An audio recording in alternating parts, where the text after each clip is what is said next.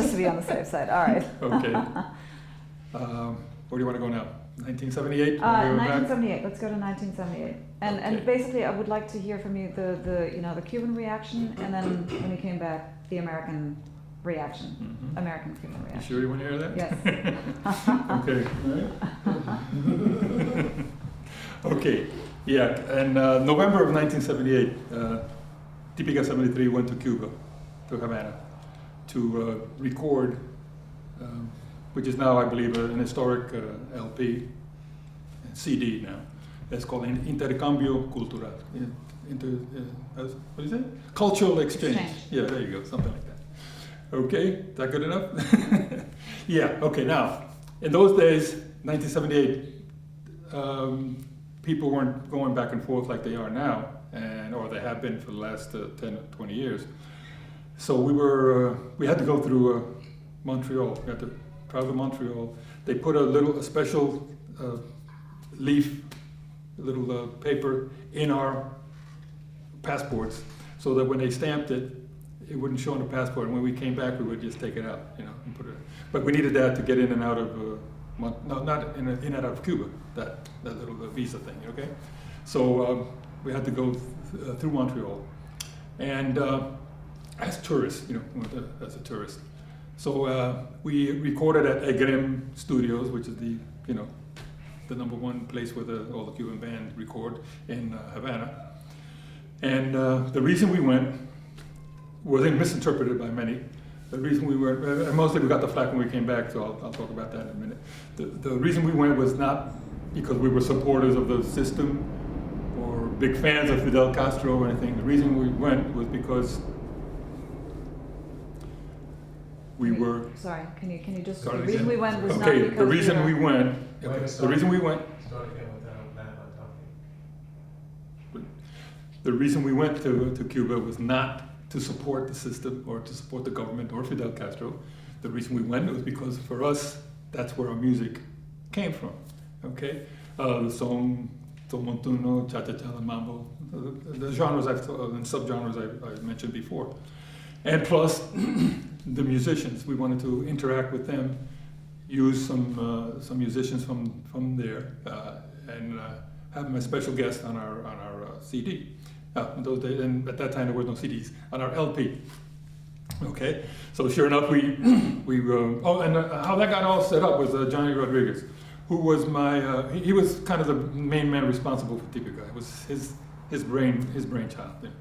And at that point, we were both had kind of like taken over the band, because it was a co-op at the beginning. Co-op is wonderful on paper. Everybody, 8 guys, 9 guys, everybody chips in and does everything.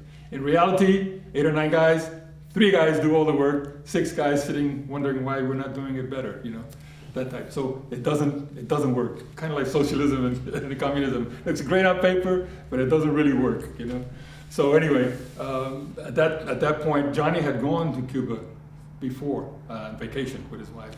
We made a couple of connections, and then we convinced Jerry Masucci to send us down there to record. Okay, and Jerry had also had been there previously, and he set it up for us, and so that's how we were able to go. And when we were there, and when we were doing the recording, the band stayed there for a week. The Photo singers stayed for an extra week, including Johnny and myself, of course. And then everybody came home, and I stayed the 3rd week to do the mixing. There was a couple of gigs that, commitments that we had, so I said, well, you guys go, get somebody to sub for me, and I'll stay here and finish up the recording,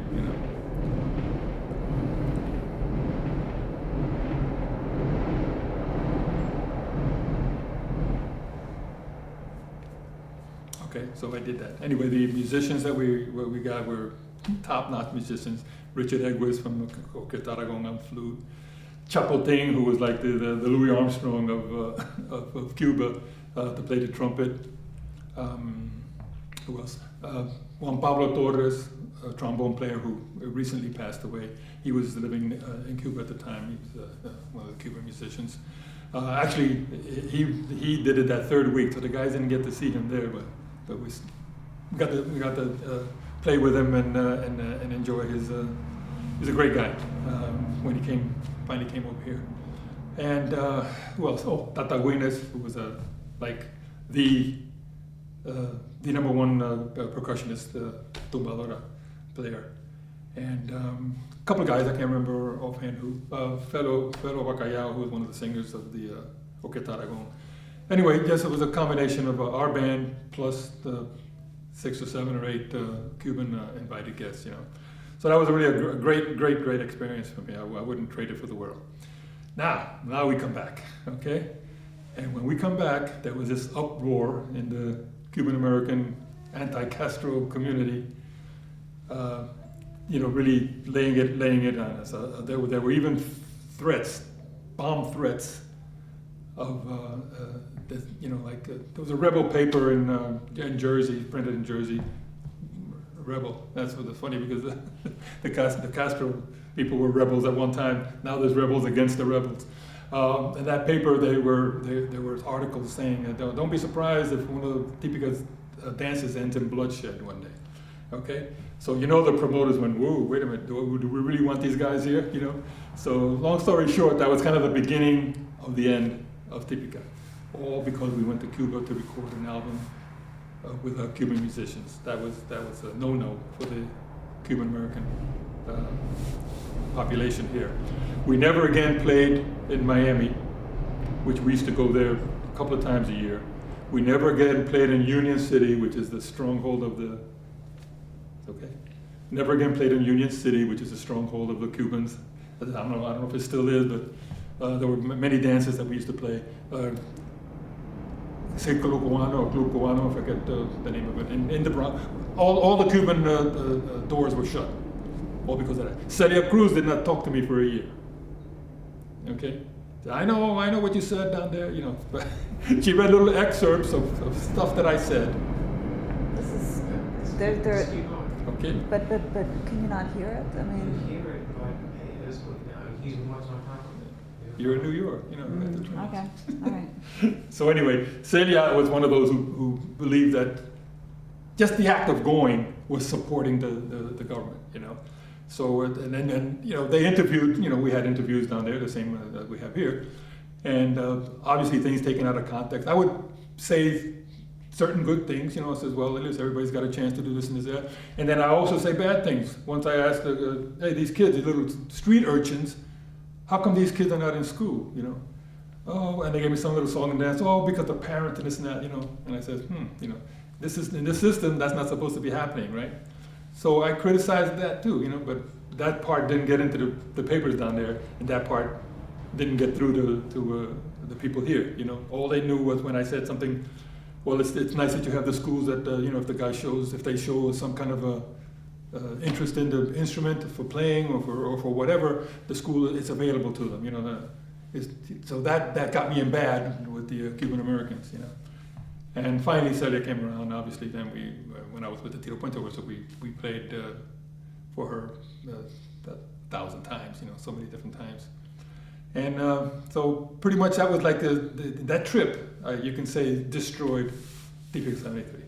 Okay, otherwise we might still have been going strong, you know. But eventually, just, you know, the jobs dissipated, and then the band guys, each one went a separate way. Johnny Rodriguez split, formed his own little group, and recorded.